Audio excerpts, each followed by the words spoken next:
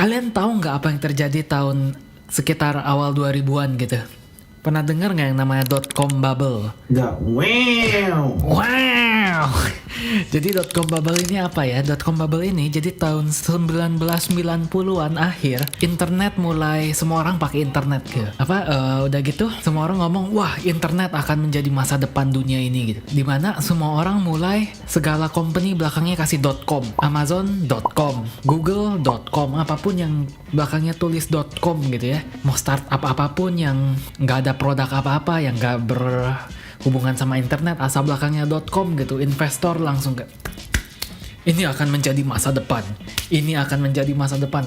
Take my money gitu. Jadi valuasi saham pada saat ini naik banget, pesat banget. Naik sampai ujung tahun 2000. Orang-orang mulai ngerasain kok semua orang dari dulu ngomongin internet ini, internet itu, .com ini, .com itu. Hasilnya mana? Kok kayak banyak perusahaan yang akhirnya namanya .com itu abal-abal kayak misalnya mungkin kambing.com gitu, jualan kambing tapi nggak pakai internet juga, cuman jualan daging kambing gitu. Jadi asalkan belakangnya .com, semua investor kayak take my money gitu. Awal tahun 2000-an tuh mereka mulai nyadar kayak overpromise ya, kayaknya janji kepada future of the internet gitu, the digital future, kayaknya dan janjinya janji kosong gitu. Orang mulai takut kok aku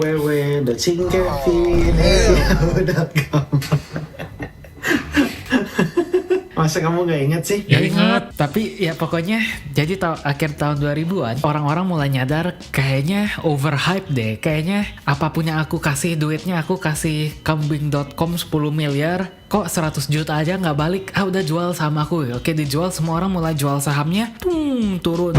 Wow, jeblok. Itu kita sebut .com bubble crash, dimana harga saham kalau kita lihat chartnya, silahkan Alto bisa kirim, 1990 naik sampai 2000, begitu nyampe 2000 boom, turun banget sampai 2002. Kenapa itu bisa terjadi? www.cingkevin@yahoo.com, gara-gara itu. Sampai sekarang masih lucu. Kenapa itu bisa? www.cingkevin Mau bikin podcast gak?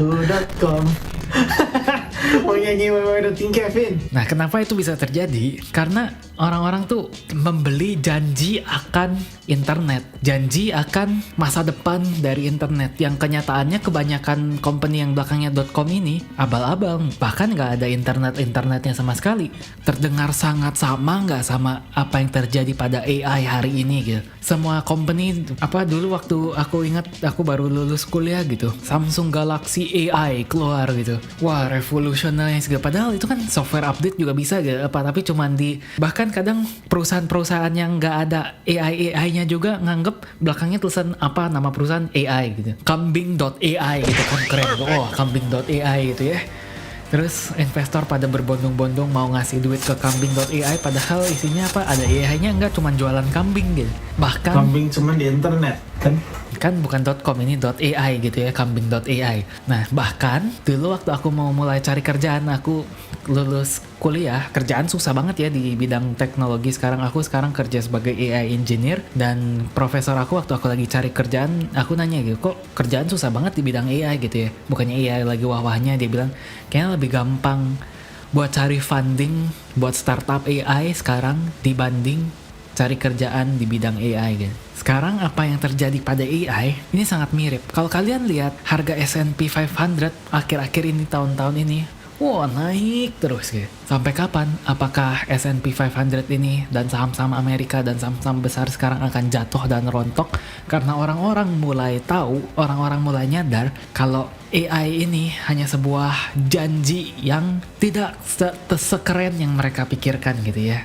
Jadi nama saya Raymond Harrison, saya sekarang kerja sebagai AI engineer di Singapura, sudah tinggal di Singapura selama 10 tahun ke belakang. Aku adalah William Harrison, aku adalah seorang business development manager di Australia dan sudah di Australia selama 10 tahun lebih. Ayo kita grab minum kalian, kopi kalian, wine kalian, apapun itu, dan kita ngobrol santai tentang AI bubble. Apakah AI ini akan menjadi bubble seperti pada zaman 2000-an itu, seperti pada zaman .com bubble pecah, atau apakah AI akan terus berjalan dan terus maju? Bakal www.cingkevin@yahoo.ai. Ya, terserahlah.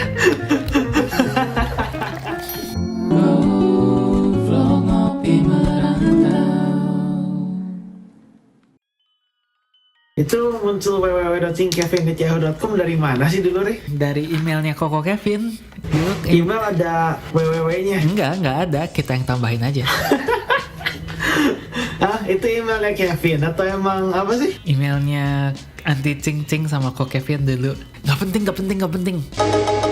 Jadi, kalau AI yang sekarang kita hype-hype ini, semuanya hanya fluff, semuanya hanya haze, semuanya hanya kabut yang kita bahkan gak tahu AI itu apa.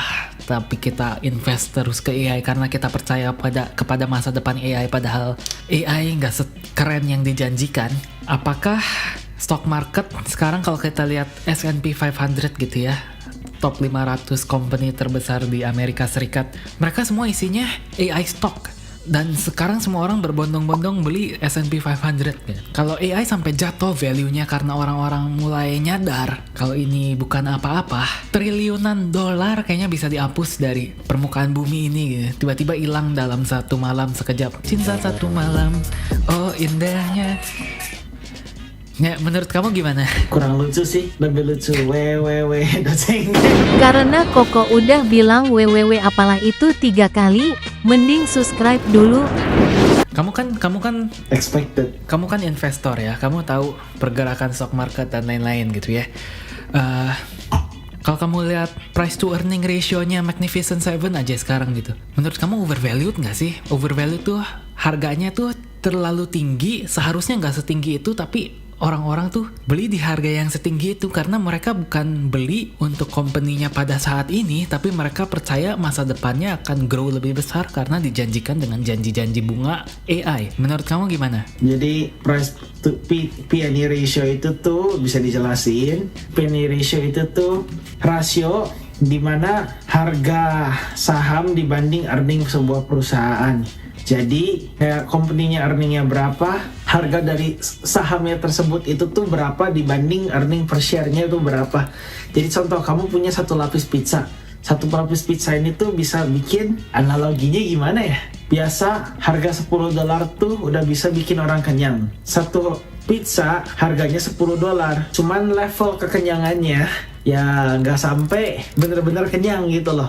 Jadi kalau misalnya harga dalam sebuah pizza itu tuh lebih tinggi dibanding earningnya yang dia dapat, ya price to P/E ratio-nya berarti kegedean. Nah, Itu dia, itu P/E. pada hari ini tanggal 9 Desember 2025, harga stok Tesla itu di 440 USD. Oke, itu satu stok Tesla ya. Price to earning ratio-nya Tesla berapa sekarang?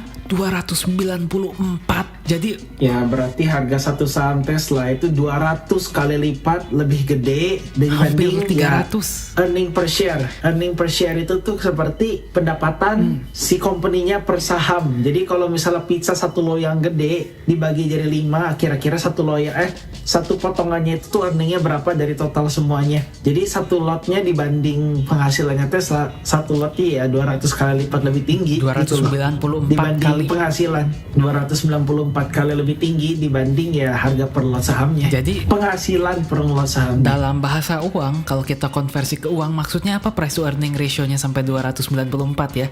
Artinya kita kalau beli satu saham Tesla $294, kita dapat apa? Tesla menghasilkan uang sejumlah $1. Hey, jangan skip dulu video ini. Percaya nggak kalian kalau aku bisa bikin kartu ini melayang ya?